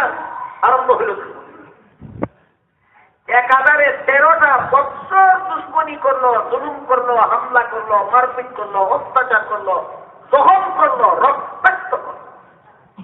এই 13 বছরের করুণ ইতিহাস শুধুমাত্র সিরাতুন নবীর আলোচনা যারা করেন না তাদের পক্ষে জানা সম্ভব নয়। সিরাতুন নবীর আলোচনা যারা ব্যস্ত তাদের পক্ষেই জানা সম্ভব এই দীর্ঘ 13 বছর তারা কি পরিমাণ জুলুম নির্যাতন মুহাম্মদ রাসূলুল্লাহকে করেছে। এক দুইটা উদাহরণ দিই। একবার মুহাম্মদ রাসূলুল্লাহ সাল্লাল্লাহু আলাইহি ওয়াসাল্লাম বাজারে গেলেন। বাজারও বেশি মানুষ একত্রে হওয়া যায়, অল্প মানুষকে বেশি মানুষকে অল্প সময়ে দাওয়াত দেওয়া যায়। এই জন্য রাসূল বাজারে গিয়ে বললেন, ইয়া আইয়ুহান নাস কুলু লা ইলাহা ইল্লাল্লাহ তুফলিহু। ও লোকেরা, তোমরা লা ইলাহা ইল্লাল্লাহ স্বীকার করো, তোমাদের জীবন সফল হবে। আবু জাহাল দল নিয়া রাসূলের সাথে সাথে যায় আর বাজারের লোকেরা কয়, এই বাজারের মানুষেরা মুহাম্মদের কথা শুনবে না, মুহাম্মদ পাগল। নবীর দাওয়াত দিয়েছেন আর আবু জাহাল এইভাবে দুশ্মনী করতে আছে। পাগল হইয়াও যখন দাওয়াত বন্ধ করতে পারল না, তখন আবু জাহাল দল নিয়া নবীর গায়ে থুক নিক্ষেপ করিয়া সমস্ত শরীর টুকে ফিরাইয়া দিল। এর দ্বারাও যখন ফিরাইতে পারল না, থুকে বিনা শরীরের মধ্যে বালু নিক্ষেপ করল। এর দ্বারাও যখন ফিরাইতে পারল না, মুহাম্মদুর রাসূলুল্লাহর গলায় গামছা বাঁধিয়া বাজারের রাস্তার গলিতে টানা হেঁচড়া করিয়া চড়িয়া দিল। 13 বছরের জুলুম নির্যাতনের নমুনা। আরেকদিন নবী তায়েফ গেলেন দাওয়াত ও তাবলীগের কাজে। তায়েফের বাসিন্দারা ধারালো পাথরের টুকরা দিয়া নবীর শরীরে ঢিল নিক্ষেপ করতে করতে সমস্ত শরীর জখম করিয়া, জখম থেকে রক্ত বাইরিয়া শরীর বাঁচিয়া জুতা মুবারকের ভিতরে গিয়া পা মুবারকে আর জুতা মুবারকের জোড়া লেগে গেল। নবী ক্লান্ত হইয়া একটা গাছের নিচে বসে পড়লেন। আল্লাহ জিবরিল ফিরিস্তা বানাইয়া বললেন, আমার নবী যদি এর প্রতিশোধ চান, বিচার চান, আমি তায়েফের দুই পাশের দুই পাহাড়কে একত্র করিয়া সমস্ত তায়েফবাসীকে নিষ্পেষিত করে দেব। জিবরিল বলেন, আল্লাহুম্মা হদি কওমি ফাইন্নাহুম লা ইয়ালামুন। আল্লাহ এরারে নিষ্পেষিত করিয়া দিও না, এরারে হেদায়েত করো, এরা আমারে চিনছে না। এইরকম জুলুম নির্যাতন সইয়াও নবী প্রতিশোধ চাইলেন না, আল্লাহর কাছে মাফ চাইলেন। এইরকম জুলুম নির্যাতন নবীরে কতদিন করছে? 13 বছর। এই 13 বছরের ভিতরে যারা 2-4 জন আঙ্গুলে গোনার মতো যারা নবীর দাওয়াত কবুল করেছিলেন, তাদের মধ্যে একজনের নাম ছিল হযরত বিলাল রাদিয়াল্লাহু। কেন দাওয়াত কবুল করলেন? এই জন্য বিলালের শরীরের কাপড় খুলিয়া আরবের মরুভূমির উত্তপ্ত গরম বালুর মধ্যে চিৎ করাইয়া শুয়াইয়া বুকের মধ্যে সারাদিন ভর বিশাল পাথর চাপা দিয়া রাখত, যেন নড়াচড়া করতে না পারে। তাদের মধ্যে একজন ছিলেন হযরত খাব্বাব রাদিয়াল্লাহু। খাব্বাব রাদিয়াল্লাহু তাআলা আনহুকে লোহার শলাকা আগুন দিয়া পুরাইয়া লাল করিয়া ওনার গায়ে চাপাইয়া ধরিয়া রাখত। 13 বছরের জুলুম নির্যাতনের নমুনা। একজন ইসলাম গ্রহণকারী মহিলা ছিলেন হযরত সুমাইয়া রাদিয়াল্লাহু আনহা। আবু জাহাল নিজের হাতে বর্ষা নিয়া হযরত সুমাইয়া রাদিয়াল্লাহু আনহার লজ্জাস্থানে বর্ষা দিয়ে আঘাত করিয়া শহীদ করেছিল। কিছু আইডিয়া হইছে 13 বছরের জুলুম নির্যাতন। এইভাবে একটানা 13 বছর পর্যন্ত রাসূলকে, রাসূলের অনুসারী মুসলমানদেরকে একটানা 13 বছর পর্যন্ত জুলুম অত্যাচার নির্যাতন করে। দাওয়াতের আগে আসিল 40 বছর, দাওয়াত শুরু হওয়ার পরে গেল আরো 40 আর 13 53 বছর বয়সে আল্লাহর হুকুমে রাসূল এই সমস্ত নিরীহ অসহায় মুসলমানদেরকে সাথে নিয়ে মক্কা শরীফ থেকে হিজরত করিয়া মদিনা শরীফ চলে গেলেন। 53 বছর বয়সে রাসূল মক্কা থেকে হিজরত করিয়া কই চলে গেলেন? মদিনা শরীফ চলে গেলেন। আগের বছর মদিনা শরীফ চলে গেছেন, বাদের বছর মক্কা থেকে আবু জেহেল 950 সন্ত্রাসী নিয়া অস্ত্র শস্ত্র সজ্জিত হইয়া মদিনার পথে রওনা হইল। সেখানে গিয়ে আমরা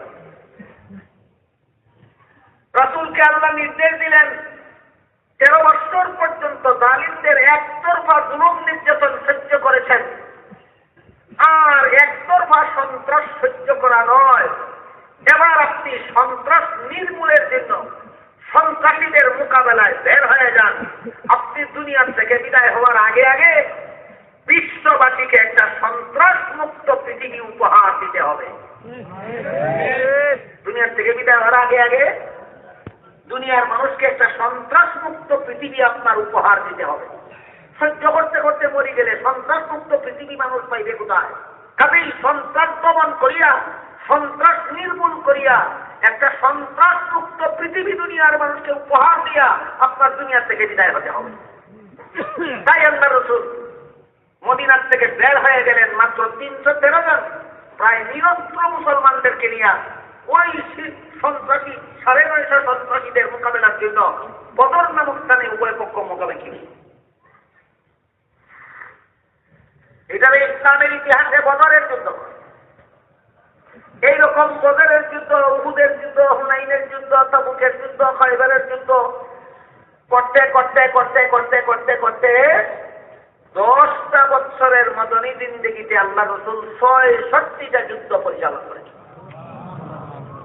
10 বছরে যদি 60টা যুদ্ধ হয়, বছর কটা হয়?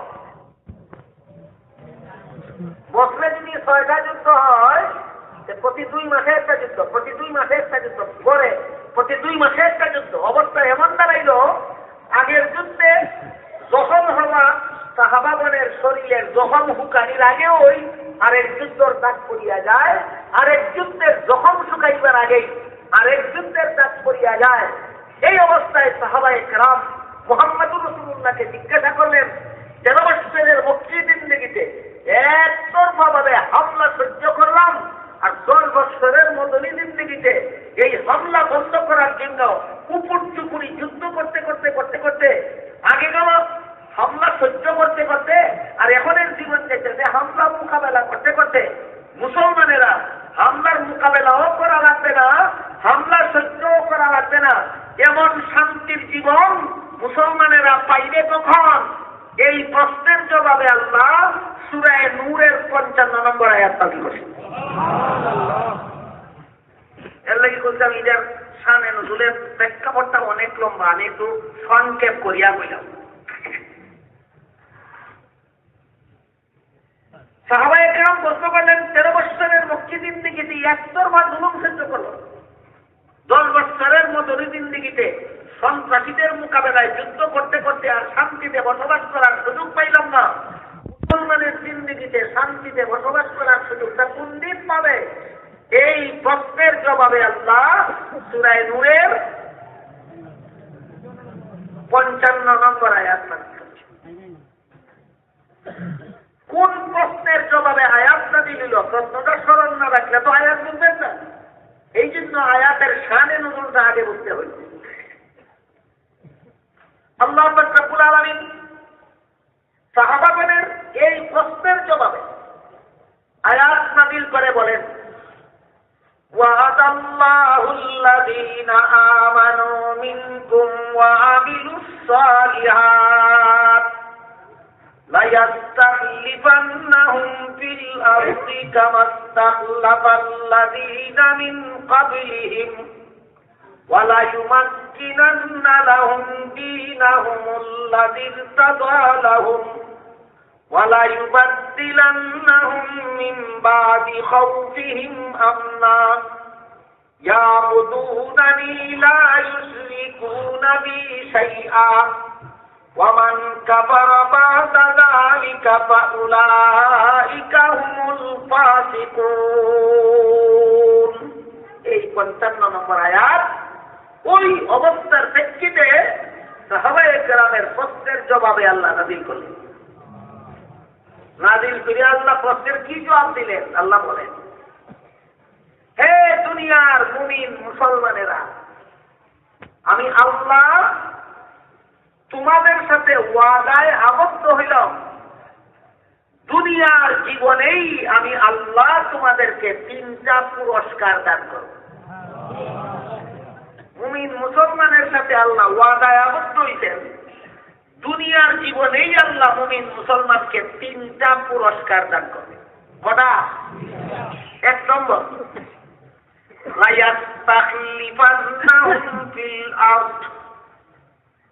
পৃথিবীর শাসন ক্ষমতা তোমাদের হাতে। পৃথিবীর শাসন ক্ষমতা তোমাদের। 2 নম্বর,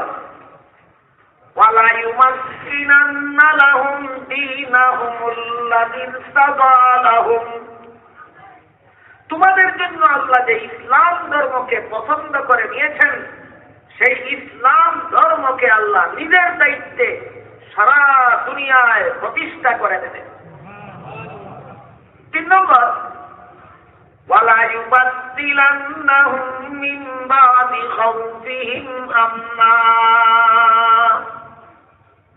সন্ত্রাসীদের সংলাপ থেকে আল্লাহ তোমাদেরকে দুনিয়াতে নিরাপদ করিয়া দেবেন। কটা পুরস্কার? সারা দুনিয়ার শাসন ক্ষমতা তোমাদের হাতে দেব, ইসলামকে সারা দুনিয়ায় প্রতিষ্ঠা করিয়া দেব, সন্ত্রাসীদের হামলা থেকে তোমাদেরকে দুনিয়ায় নিরাপদ করিয়া দেব। কটা পুরস্কার পাব? 1 নম্বর কিনা? সারা দুনিয়ার শাসন ক্ষমতা তোমরা পাইবে। 2 নম্বর কিনা? ইসলাম সারা দুনিয়ায় প্রতিষ্ঠিত হবে। 3 নম্বর কিনা? সন্ত্রাসীদের হামলা থেকে তোমরা নিরাপদ থাকবে দুনিয়ায়। এখন খুবকা বর্তমান দুনিয়ার শাসন ক্ষমতা মুমিন মুসলমানের হাতে না বেঈমান কাফিরের হাতে? বর্তমান দুনিয়াতে ইসলাম প্রতিষ্ঠিত না নির্বাসিত? ইসলাম সমাদৃত না বিতাড়িত? দুনিয়ার থেকে ইসলাম বিতাড়িত। বর্তমান দুনিয়ার মুসলমানেরা সন্ত্রাসীদের হামলার থেকে নিরাপদে না আক্রান্ত? তাইলে আল্লাহ যে 3 ওয়াদা করলাম সূরা নূরের 55 নম্বর আয়াতে, এর একটাও তো আমরা পাইলাম না। আপনারা পাইলামই? পাইলাম না। আল্লাহর ওয়াদা গেল। এই প্রশ্নের জবাবটাই সর্বযুগের সর্বস্তরের সমস্ত মুসলমানদের জানা দরকার।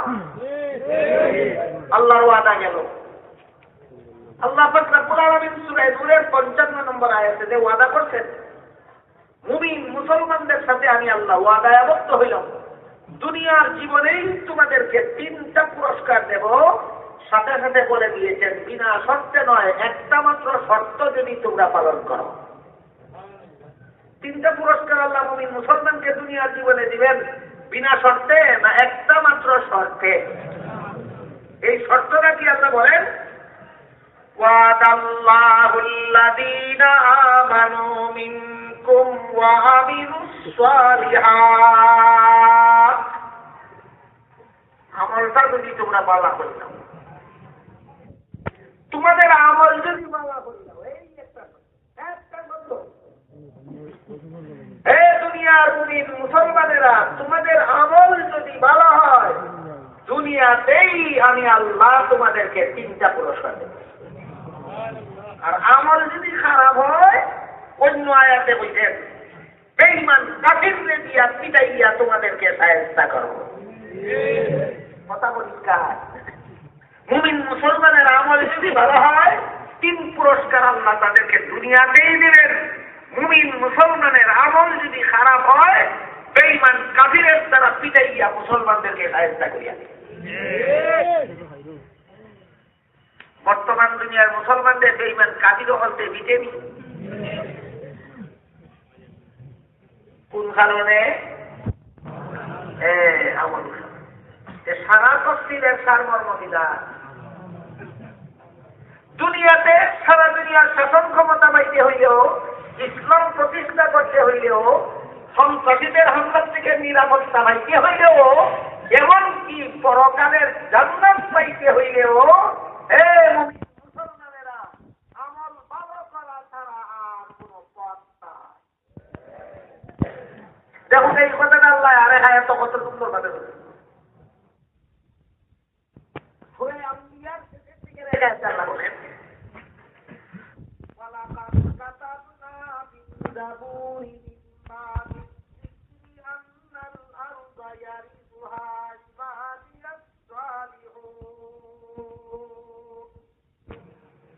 আমি লৌহে মাহফুজে লিপিবদ্ধ করে দিয়েছি সমস্ত নবীর কাছে নাযিল করা আসমানি কিতাবে লিখে দিয়েছি। দাউদ আলাইহিস সালামের কাছে নাযিলকৃত জাবুর কিতাবেও, মুসা আলাইহিস সালামের কাছে নাযিল করা তাওরাত কিতাবেও, ঈসা আলাইহিস সালামের কাছে নাযিল করা ইনজিল কিতাবেও, মুহাম্মদুর রাসূলুল্লাহর কাছে নাযিল করা কোরআনেও লিখে দিলাম কথাটা কি? আন্নাল আরদা ইয়ারিসুহা ইবাদিয়াস সালিহুন, ভূমির অধিকারী হবে আমার নেক আমলওয়ালা বান্দাগণ। ভূমির অধিকারী হবে আমার ইমানদার বান্দাগণ, না ইমান যথেষ্ট, না নেক আমল শর্ত?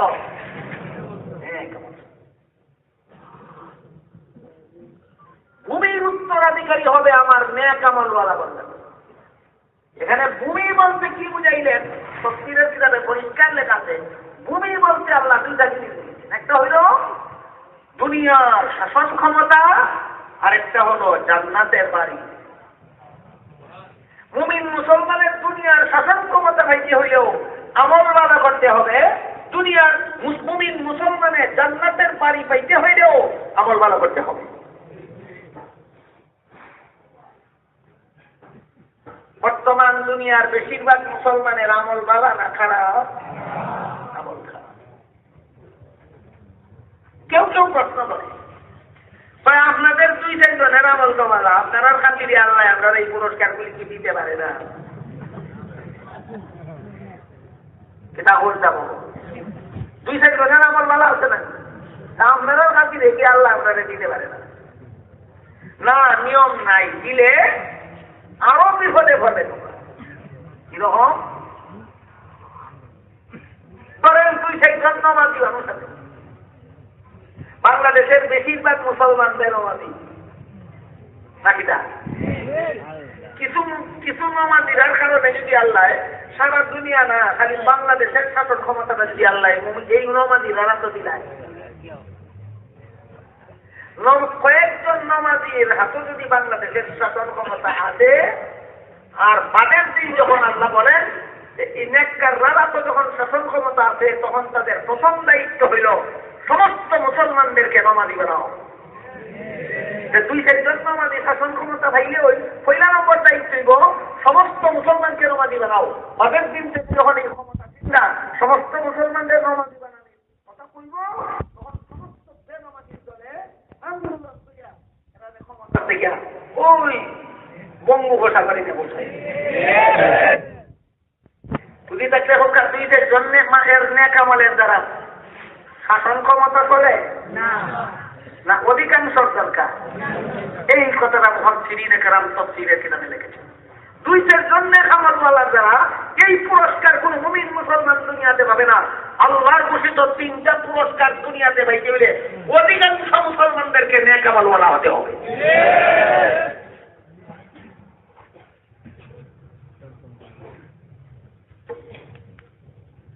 আল্লাহ বলেন ওয়ালাকাদ কাতাবনা ফিস জাবুরি বা'দিল যিকরি আন্নাল আরদা ইয়ারিসুহা ইবাদিয়াস সালিহুন ইন্না ফী হাযা লাবালাগাল লিকাওমিন আবিদিন ওয়া মা আরসালনাকা ইল্লা রাহমাতাল লিল আলামিন। আমি আরশে লিপিবদ্ধ করে দিয়েছি, আল্লাহর আরশের মাঝে লেখিয়া দিয়েছেন একটা কথা, সমস্ত আসমানি কিতাবে লেখাইয়া দিয়েছেন একটা কথা। দাউদ আলাইহিস সালামের কাছে নাজিল করা তাওরাত কিতাবেও কথাটা লিখে দিয়েছেন আল্লাহ। মুসা আলাইহিস সালামের কাছে নাজিল করা, দাউদ আলাইহিস সালামের কাছে নাজিল করা জাবুর কিতাবে, মুসা আলাইহিস সালামের কাছে নাজিল করা তাওরাত কিতাবে, ঈসা আলাইহিস সালামের কাছে নাজিল করা ইনজিল কিতাবে, মুহাম্মদুর রাসূলুল্লাহর কাছে নাজিল করা কুরআন নামক কিতাবে, সমস্ত আসমানি কিতাবে লিখিয়া দিয়েছেন। লৌহে মাহফুজে আল্লাহ লিখিয়া রাখছেন, কিতাবে লিখিয়া রাখছেন, আন্নাল আরদা ইয়ারিসুহা ইবাদিয়াস সালিহুন। দুনিয়ার শাসন ক্ষমতা মুমিনে হইতে গেলেও নেক আমল করতে হবে, জান্নাতের বাড়ি পাইতে হইলেও আমল ভালো করতে হবে। আমল খারাপ করলে দুনিয়ার শাসন ক্ষমতা হওয়া যায় না, আর সহজে জান্নাত হওয়া যায় না। তাহলে আমল খারাপ করি দুনিয়াতে বেঈমান কাফিরের পিঠা খাইয়া মরা, আর পরকালে জাহান্নামে যাওয়া ওই বালা, তবু আমল ঠিক করার পালা নাই না। কিতাবুল্লাহ দুনিয়াতে বেঈমান কাফিরের হাতে লাঞ্ছিত বঞ্চিত হওয়ার থেকে যদি বাঁচতে চাও, দুনিয়াতে সন্ত্রাসীদের হাতে নির্যাতিত হওয়ার থেকে যদি বাঁচতে চাও, পরকালের জাহান্নাম থেকে যদি বাঁচতে চাও, আল্লাহ বলেন ওয়াদাল্লাহুল্লাযীনা আমানু মিনকুম ওয়া আমিলুস সালিহাত। হে মুমিন মুসলমানেরা, তোমাদের আমল ভালো করিয়া লও। সব কথার সার কথা, সব তফসিরের শেষ তফসির। মুমিন মুসলমানের দুনিয়ার জীবনেও কোনো সাফল্য নাই নেক আমল করা ছাড়া। মুমিন মুসলমানের আখিরাতের জীবনেও কোনো সাফল্য নাই নেক আমল করা ছাড়া।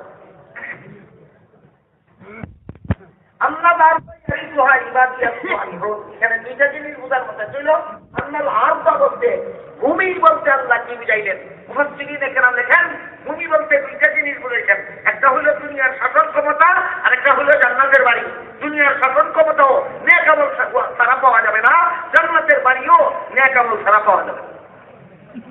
আরেকটা কথা বোঝার মতো হইল, আন্নাল আরদা ইয়ারিসুহা বললেন কেন আল্লাহ? ইয়ামলিকুহা বললেন না কেন? দুনিয়ার মালিক হবে নেক আমলওয়ালা বান্দাগণ বললেন না কেন? জান্নাতের বাড়ির মালিক হবে নেক আমলওয়ালা বান্দাগণ বললেন না কেন? মালিক হবে না বলিয়া উত্তরাধিকারী হবে বললেন কেন? দুনিয়া আসলে খায়, কেউই দুনিয়ার মালিক নাই। এক সময় দাদা মালিক আছিল দুনিয়ার বাড়ির, কিছুদিন বাদে বাবা মালিক হয়, এর কিছুদিন বাদে ছেলে মালিক হয়, এর কিছুদিন বাদে নাতি মালিক হয়। কাজে দুনিয়ার মালিকানারি যে কোনো স্থিতিশীলতা পাইনি।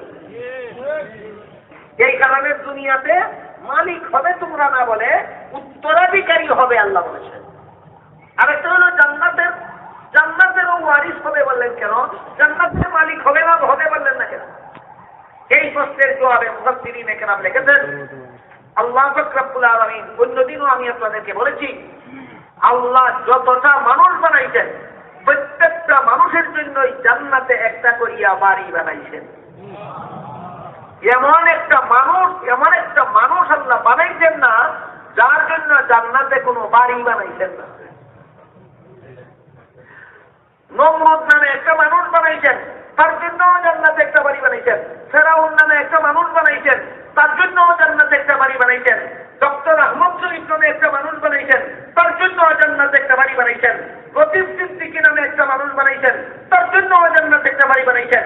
কিন্তু আল্লাহ বলে দিয়েছেন প্রতিটি মানুষের জন্য জান্নাতে আমি বাড়ি বানাইলেও এই জান্নাতের বাড়িগুলি যার নামে বানাইছি তারে মাগনা দিতাম নাই। মাগনা বুঝেন? মাগনা বুঝেন? মাগনা দিতাম নাই, কিনিয়া নিবাই। আবার আমি আল্লাহর কাছ থেকে কিনিয়া নিবাই, বানাইছি তোমার লাগি, কিনিয়া নিবাই। কথা বললাম আমি। আর তোমাদের যার যার নামে বরাদ্দ করা জান্নাতের বাড়ি কিনার জন্যই তোমাদেরকে জান্নাত কিনার বাজার দুনিয়াতে পাঠাই দাও। দুনিয়াটা হইল জান্নাত কিনার বাজার। কিভাবে কিনবাই? আল্লাহ বলেন, ইন্নাল্লাহা আশতারা মিনাল মুমিনিনা আনফুসাহুম ওয়া আমওয়ালাহুম বিআন্না লাহুমুল জান্নাহ। নিজের জান মাল আমি আল্লাহর কাছে বেশি লইবাই, এর বিনিময়ে তোমরা জান্নাতের খরিদ্দার হইয়া যাবে। এখন কোকা নমরুদ দুনিয়ার বাজার থেকে জান্নাত কিনিয়া গেছে না আনা কিনায়? ফেরাউন আনা কিনায়, ডক্টর আহমদ শরীফ আনা কিনায়। এরার নামে ওদের জান্নাত বাড়ি বরাদ্দ করা আছে। এটা কিতা হইল? ওই আল্লাহ বল, ও তুমি মুসলমান হল, তোমরা যদি আমল ভালো করিয়া তোমাদের নামে বরাদ্দ করা জান্নাতের বাড়ি কিনি নাও, যারা কিনছে না তাদের বাড়ির উত্তরাধিকারী করে দেব তোমার এদেরকে। এই জন্য ইয়ামলি কোহানা বলে, ইয়ারি সুহা বলেছেন, তোমরা ওই সমস্ত বাড়ির ফেরাউনের নামে জান্নাতে যে বাড়ি আছে, নমরুদের নামে জান্নাতে যে বাড়ি আছে, তসলিমা নসরিনের নামে জান্নাতে যে বাড়ি আছে, বলি তোমাদের কিনতে হবে না, আমি আল্লাহ তোমাদেরকে বোনাস দিয়া দেব।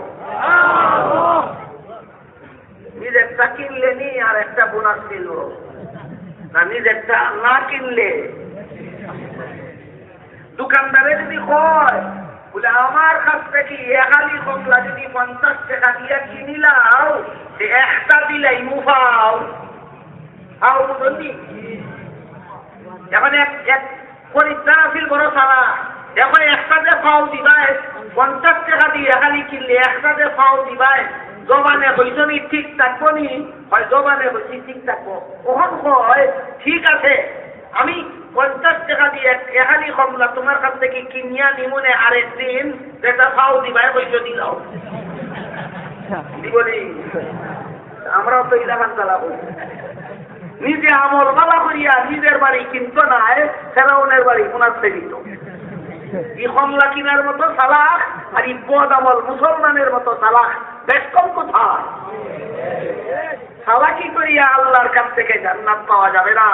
দুনিয়ার শাসন ক্ষমতা পাইতে হইলেও, ইসলামকে দুনিয়াতে প্রতিষ্ঠিত পাইতে হইলেও, দুনিয়াতে সন্ত্রাসীদের হামলার থেকে নিরাপত্তা পাইতে হইলেও, এবং জান্নাতের নিজের খরিদা বাড়ির সাথে অন্য বাড়ি উনাস পাইতে হইলেও একমাত্র আমল ভালো করা ছাড়া বিকল্প কোনো পথ নয়।